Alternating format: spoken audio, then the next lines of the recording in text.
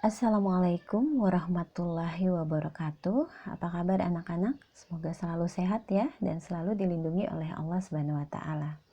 Baik, kita buka pembelajaran hari ini dengan mengucapkan basmalah. Bismillahirrahmanirrahim. Ya, hari ini Ibu akan menyampaikan materi tentang dinamika kependudukan Indonesia. Nah, apa itu dinamika penduduk? Dinamika penduduk adalah perubahan jumlah penduduk pada satu wilayah yang disebabkan oleh 3 faktor. Faktor yang pertama adalah kelahiran, yang kedua tentang faktor kematian, dan faktor migrasi atau perpindahan penduduk. Tapi tentu saja Ibu tidak akan hanya membahas tentang jumlah ya, tapi Ibu akan juga menerangkan tentang persebaran penduduk, juga Ibu akan menerangkan tentang komposisi penduduk. Setelah itu Ibu akan menerangkan juga tentang pertumbuhan dan kualitas penduduk serta keragaman etnik dan budaya. Oke, yang pertama tentang jumlah penduduk. Jumlah penduduk menunjukkan total penduduk yang menempati suatu wilayah pada kurun waktu tertentu. Jumlah penduduk Indonesia dihitung dengan 3 metode atau dengan 3 cara.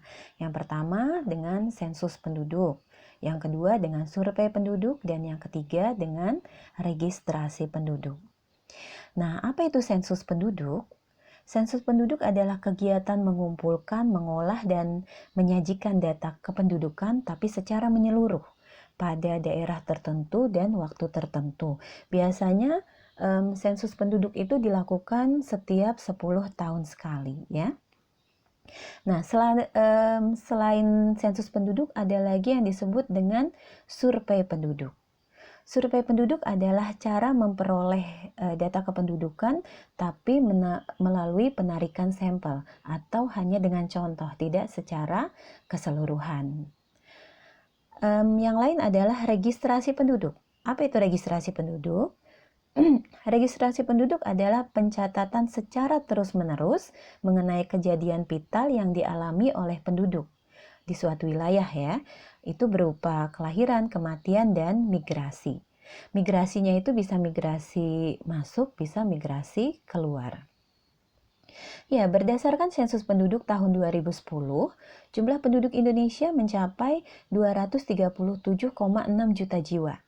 Nah, sedangkan menurut World Population Dataset atau WPDS ya tahun 2015, jumlah penduduk Indonesia mencapai 256 juta jiwa. Dan menurut data Ditjen Dukcapil pada triwulan kedua di tahun 2018, jumlah penduduk Indonesia telah mencapai 263,9 juta jiwa. Banyak sekali ya. Nah, berdasarkan data kependudukan dunia tahun 2015, jumlah penduduk Indonesia ternyata masih menempati peringkat keempat dunia terbanyak ya setelah Tiongkok, India, dan Amerika Serikat. Selanjutnya tentang persebaran penduduk. Persebaran penduduk Indonesia ternyata tidak merata. Yang tinggal di Pulau Jawa sekitar 60% dari jumlah penduduk Indonesia. Sedangkan yang tinggal di luar Pulau Jawa hanya 40% dari jumlah penduduk Indonesia. Dan penduduk Indonesia umumnya juga terkonsentrasi di kota-kota besar. Kenapa begitu? Karena memang kota besar itu didukung oleh fasilitas yang lengkap. Di kota besar juga lapangan kerja lebih luas. Selain itu juga biasanya kota besar menjadi pusat pemerintahan, menjadi pusat teknologi dan pendidikan. Persebaran penduduk yang tidak merata ini tentu mempunyai dampak yang negatif. Dampak negatif dari persebaran penduduk yang tidak merata ini diantaranya polusi dan pencemaran udara, pencemaran air meningkat ya, rawan permasalahan sosial, kemacetan yang sangat sulit diatasi. Selain itu juga kemiskinan dan pengangguran juga meningkat dan lahan permukiman menjadi sempit. Nah, untuk mengatasi dampak negatif dari persebaran penduduk yang tidak merata ini, pemerintah banyak sekali melakukan terobosan, melakukan program-program untuk mengatasi masalah ini, diantaranya melakukan program transmigrasi dan reurbanisasi. Apa itu transmigrasi? Transmigrasi adalah perpindahan penduduk dari tempat yang padat ke tempat yang tidak padat. Yaitu kalau di Indonesia, perpindahan penduduk dari Pulau Jawa keluar Pulau Jawa. Nah, kalau reurbanisasi adalah perpindahan penduduk dari kota kembali ke desa atau perpindahan penduduk dari kota kembali ke daerahnya. Ya, selanjutnya tentang komposisi penduduk. Komposisi penduduk adalah pengelompokan penduduk pada suatu wilayah dengan kriteria tertentu. Di antaranya berdasarkan usia, berdasarkan jenis kelamin, berdasarkan tingkat pendidikan, dan agama. Komposisi penduduk Indonesia berdasarkan usia, ya. Kalau dilihat dari usia, komposisi penduduk Indonesia itu adalah penduduk usia yang di bawah 15 tahun, jumlahnya 68.603.263 jiwa. Sedangkan penduduk Indonesia yang usianya antara 15 sampai 64 tahun, jumlahnya 157.053.112 jiwa.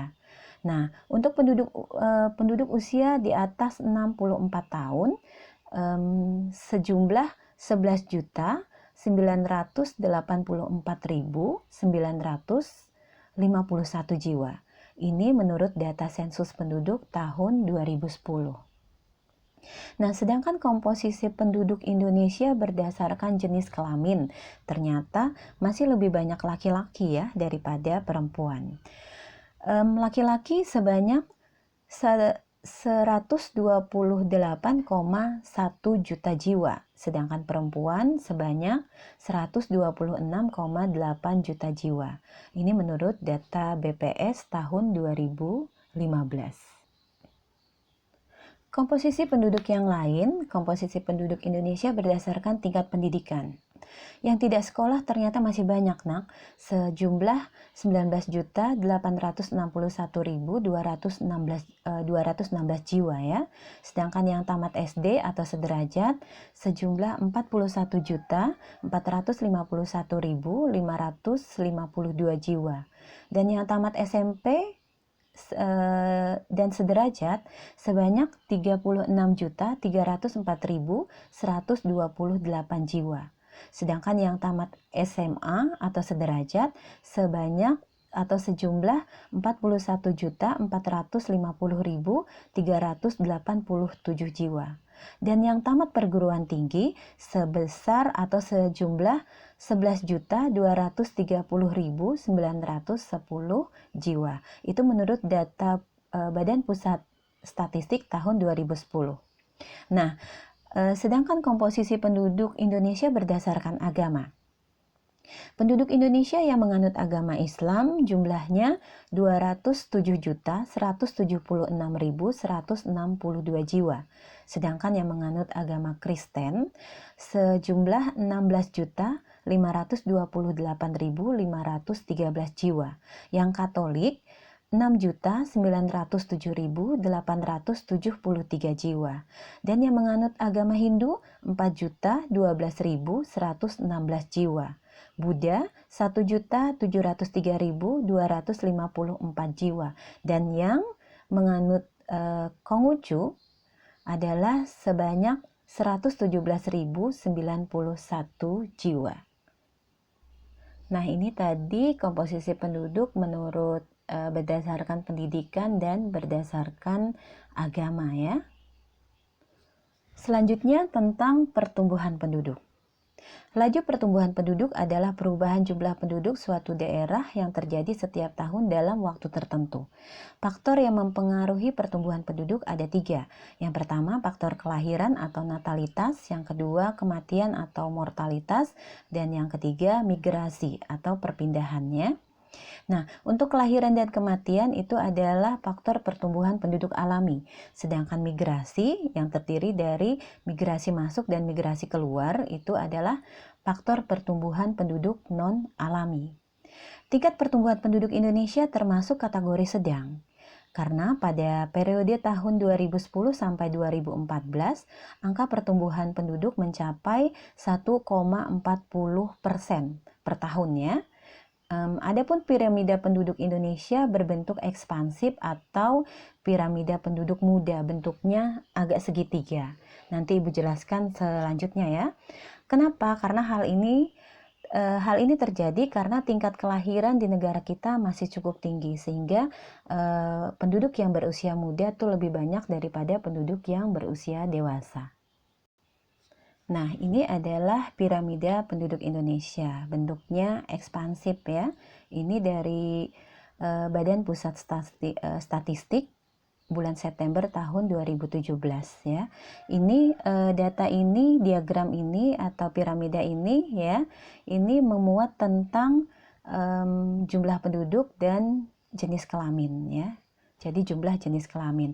Nah, lihat ya, itu bentuknya kan ada warna biru muda dan biru tua agak keabu-abuan ya. Kalau yang biru muda itu adalah jumlah penduduk berdasarkan jenis kelamin perempuan. Sedangkan yang biru tua agak keabu-abuan itu ya, itu adalah jumlah penduduk berdasarkan jenis kelamin laki-laki. Nah, ini dikombinasi juga dengan usia.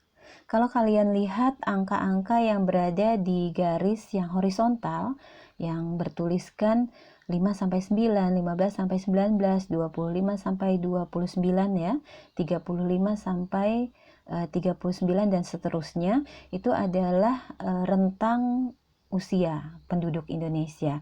Sedangkan yang berada di bawah, yang berada di garis horizontal 20, 10, 0, 10, 20 itu adalah jumlah penduduk dalam juta.